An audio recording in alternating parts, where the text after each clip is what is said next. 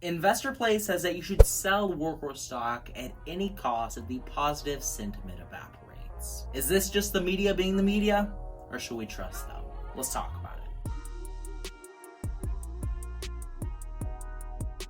Welcome back to part 2 in my series where I call out mainstream analysts and their bull.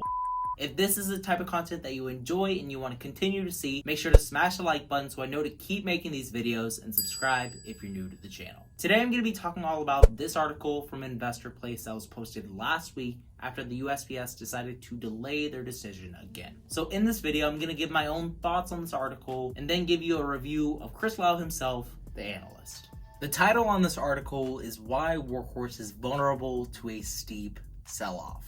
Of course, the media doing what the media does, they try to sensationalize this headline in order to get clicks. They use words such as vulnerable and steep to get Workhorse investors worried and click on this article to read through it. Chris Lau says in a subtitle that investors are waiting on a big multi-billion-dollar deal to justify the rise in Workhorse stock, and the longer they wait, the riskier it gets. Now, the first half of the sentence definitely rings true. A lot of us Workhorse investors are waiting on the USPS to finalize this deal. That way we can validate Workhorse's stock price. But the second half of what he said doesn't make sense at all to me. He said that the longer they wait, the riskier that it gets. I made a video on the USPS delaying this announcement again and how this actually might work in Workhorse's favor. The more time that the USPS delays this contract, the more time that it gives Workhorse in order to become an established manufacturer. You already have legacy automaker Ford that's in the running for this contract that teamed up with Oshkosh. Obviously, the automaker giant has a huge advantage whenever it comes to production capacity. But the issue with Ford and Oshkosh's vehicles is that they're going to be running on diesel. I personally think that this makes them a poor fit to be the winner of this contract, since we're talking about the next generation of delivery vehicles. I'd say that the next generation is going to be electric, and Workhorse is the only all-electric vehicle maker still in the running for this contract.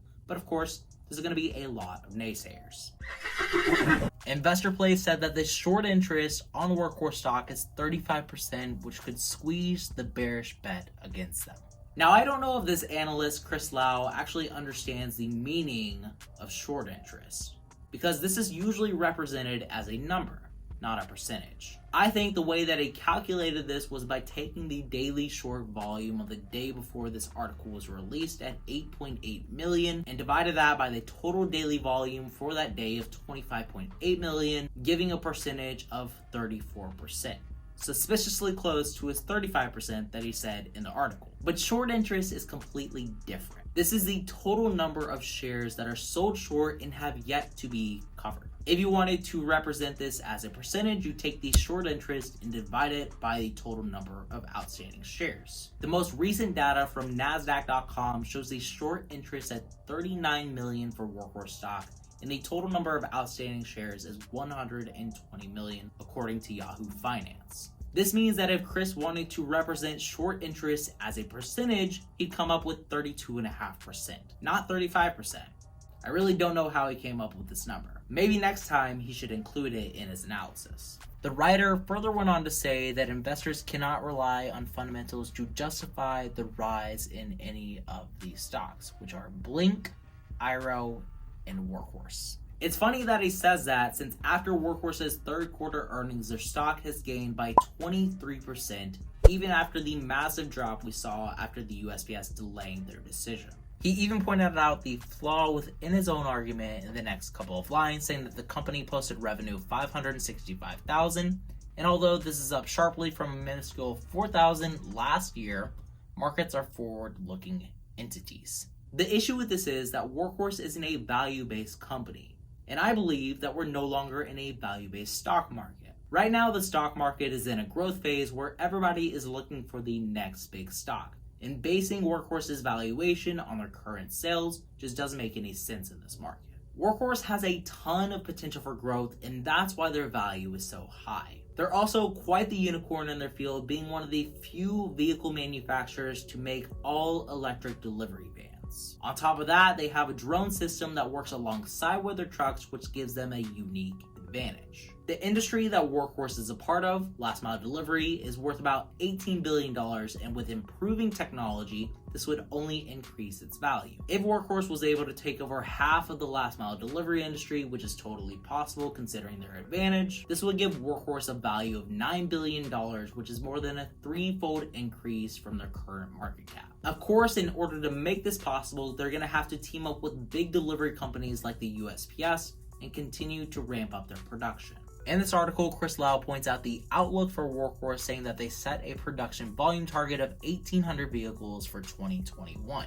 Chris Lau further went on to say that CEO Hughes is confident that one of its suppliers will address a slow ramp in battery packs, and on the conference call, Hughes said that its current supplier has additional methods to meet Workhorse's capacity needs. So basically what the CEO was saying here is that it's not their fault that they weren't able to ramp up production, but rather it was because of shortages among their battery suppliers. According to InvestorPlace, it said that customers and the company are both satisfied with the battery pack performance, but to reduce its supply risk, it will have at least 3 to 4 suppliers. So essentially what they're doing is that they're trying to partner with other battery suppliers in order to ramp up production, which is definitely a bullish sign for the stock. Chris Lau brought up the catalyst for Workhorse stock, saying that they have a good relationship with the UPS, but the USPS deal is still a wild card. This deal is worth $6 billion, and at a current market cap of $3 billion, Workhorse stock would be trading at a forward price to sales ratio of 0.5. Workhorse's revenue over the past 4 quarters totaled $744 million, and with a current market cap of $2.7 billion, this gives them a price to sales ratio of 3.64. Comparing this to other EV makers, Tesla has a price to sales ratio of 21.3, NIO has a ratio of 26.4, and Nikola has a sales ratio of 159,139. So obviously, Workhorse is getting the short end of the stick here, but Chris Lau doesn't seem to agree. He said that currently the company has almost no revenue related to its market cap. If Workhorse is awarded this $6 billion contract and they fill it within 5 years, this will put their yearly revenue at $1.2 billion. And if they kept their current price to sales ratio of 3.64, this would result in their company being valued at $4.4 billion.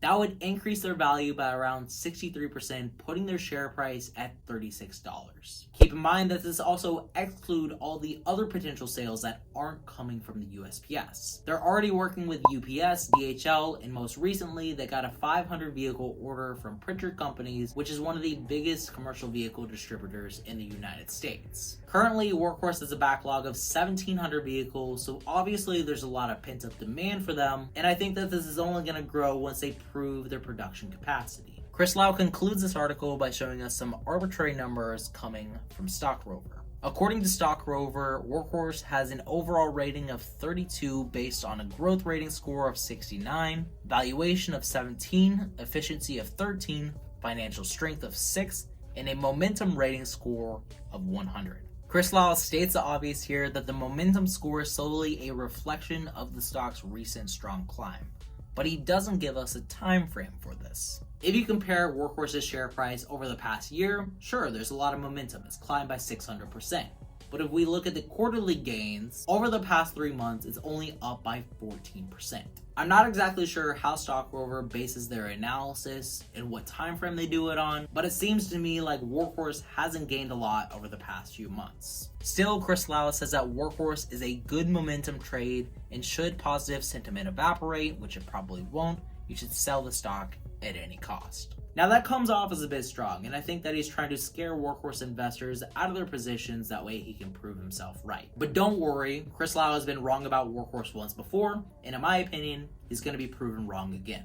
According to TipRanks, he is pretty darn good, ranked at number 8 out of 7,780 bloggers. Chris Lau has a success rate of 72% from his last 500 ratings, and his average return per rating is 27.2%.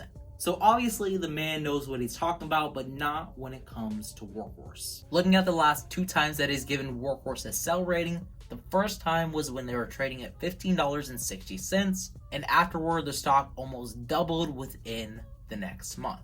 And this time, just a few days ago, he did a sell rating when the stock was trading at $20.43. Currently, it's trading at $22, so this is around a 10% loss for Chris Lau. So out of the 2 ratings for Workhorse stock that he's given so far, 0 of them have been successful, and it's returned around negative 24.7%.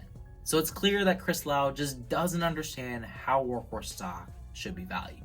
Personally, I think that Chris Lau should just steer clear from the stock or just stop telling people to sell it. The positive momentum for Workhorse stock will likely continue until a winner has been announced for the USPS contract, hopefully within a few months. In my own opinion, as somebody who holds 140 shares of Workhorse stock, I think that this company has a bright future ahead of it, and the USPS possibly deciding on Workhorse as a winner to their contract, this is only going to validate that. This stock could easily increase by threefold if they win the USPS contract, so I'm going to be using the recent dip for this stock as a buying opportunity. And if you want to know when I buy Workhorse next, check out my Discord, which will be linked in the pinned comment below. This is a free trading group with over 500 members that you can use to get some ideas about the market, see what trades I'm making every single day, and also know what stocks I'm watching each week. Thanks for tuning in to today's video on why mainstream analysts are full of why you shouldn't trust them, and why you shouldn't sell Workhorse stock. That's all I've got for you today, and as always, remember to stay positive, stay green. I'll catch you in the next one. Bye, guys.